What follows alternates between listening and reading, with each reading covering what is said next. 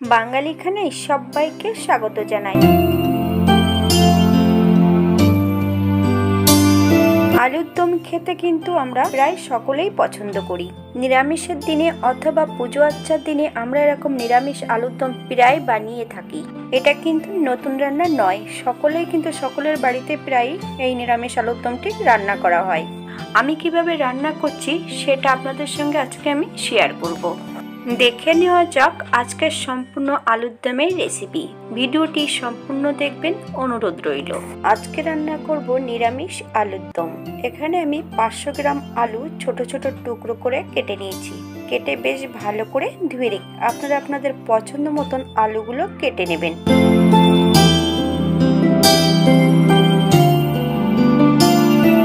একটা কড়াইতে বেশ কিছুটা সাদা তেল অ্যাড করেছি।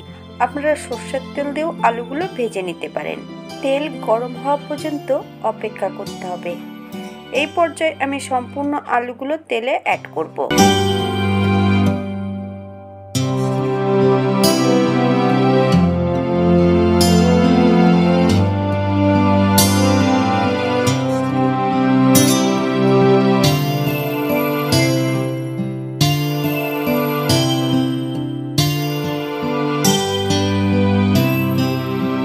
এক চামচ নুন আর 1 চামচ হলুদ গুঁড়ো দিয়ে আলুগুলোকে 5 থেকে 7 মিনিটের জন্য বেশ ভালো করে ভেজে নিতে হবে। তবে আপনারা আপনাদের পছন্দ মতন আলুগুলো ভেজে নেবেন।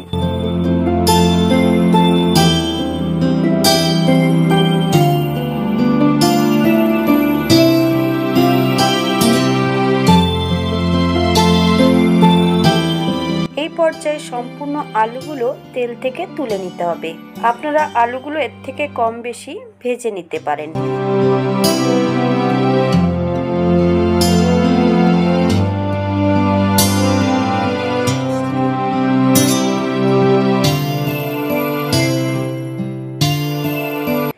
একই তেলে রান্না করব। ফোড়নে রেখেছি 1 চামচ জিরে। ফোড়ন থেকে সুগন্ধ বেরোলে একদম লো ফ্লেমে অ্যাড করতে হবে 1/2 চামচ হিং। আপনারা জলে গুলো হিংটা অ্যাড করতে পারেন।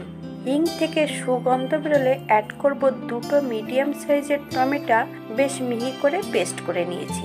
সম্পূর্ণ টমেটো পেস্টটা অ্যাড করব। মিডিয়াম আছে 3 থেকে 4 মিনিটের মতন নেড়ে নেব, অথবা টমেটো থেকে যতক্ষণ কাঁচা গন্ধ বেরোবে টমেটোটা ততক্ষণ বেশ ভালো করে নেড়ে নিতে হবে।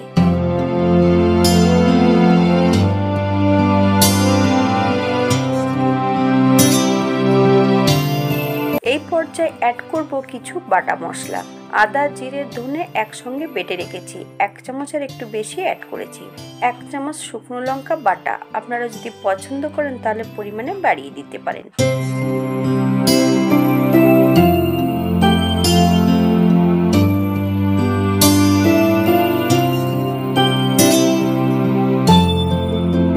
এই পর্যায়ে অ্যাড করব 1/2 চামচ হলুদ গুঁড়ো আর 1 চামচ নুন।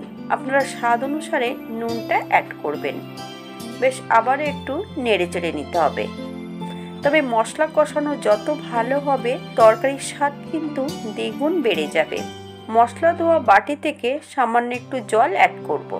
মিডিয়াম আঁচে 4 থেকে 5 মিনিটের মতন মশলাটা বেশ ভালো করে কষিয়ে নিতে হবে, অথবা মশলা থেকে যতক্ষণ তেল না ছাড়বে ততক্ষণ কিন্তু মশলাটা বেশ ভালো করে কষিয়ে নিতে হবে।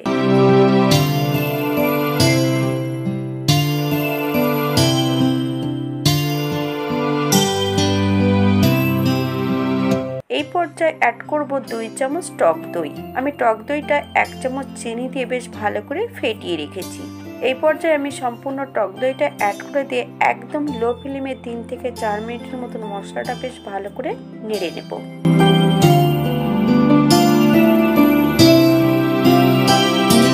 এই পর্যায়ে অ্যাড করব 2টো কাঁচা লঙ্কা। আপনারা যদি পছন্দ করেন তাহলে পরিমাণে বাড়িয়ে দিতে পারেন। মশলা থেকে তেল ছেড়ে দিয়েছে। এই পর্যায়ে সম্পূর্ণ ভেজে রাখা আলুগুলো অ্যাড করতে হবে। মিডিয়াম আঁচে 4 থেকে 5 মিনিটের মতন আলু ও মশলা সহ বেশ ভালো করে কষিয়ে নিতে হবে। আপনারা আপনাদের পছন্দ মতন আলু ও মশলা দিয়ে বেশ ভালো করে কষিয়ে নেবেন।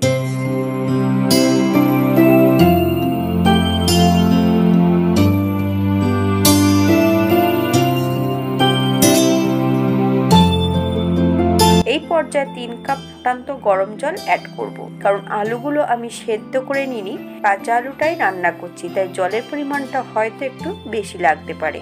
আপনারা যখন জল অ্যাড করবেন এর থেকে কম বেশি হয়তো লাগতে পারে। হালকা হাতে নাড়াচাড়া করে 7 থেকে 8 মিনিটের জন্য ঢাকা দিয়ে রেখে দেব, যাতে আলুগুলো সেদ্ধ হয়ে যায়।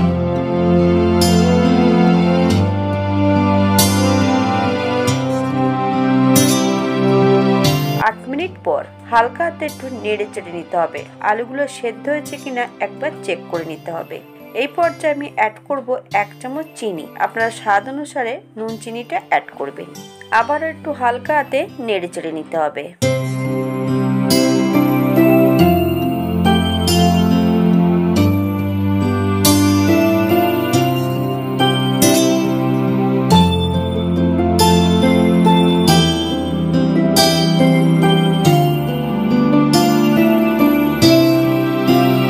এই পর্যায়ে অ্যাড করব 1 চামচ গরম মশলা বাটা। আপনারা গুঁড়োটাও অ্যাড করতে পারেন। নেড়ে চেড়ে বেশ ভালো করে মিশিয়ে দিতে হবে। এই পর্যায়ে অ্যাড করব 1/2 চামচ ঘি। আপনারা যদি পছন্দ করেন তাহলে পরিমাণে বাড়িয়ে দিতে পারেন। এই পর্যায়ে গ্যাসের ফ্লেমটা অফ করে দিতে হবে। 5 মিনিটের জন্য স্ট্যান্ডিং টাইম দিতে হবে। তারপর সার্ভ করব।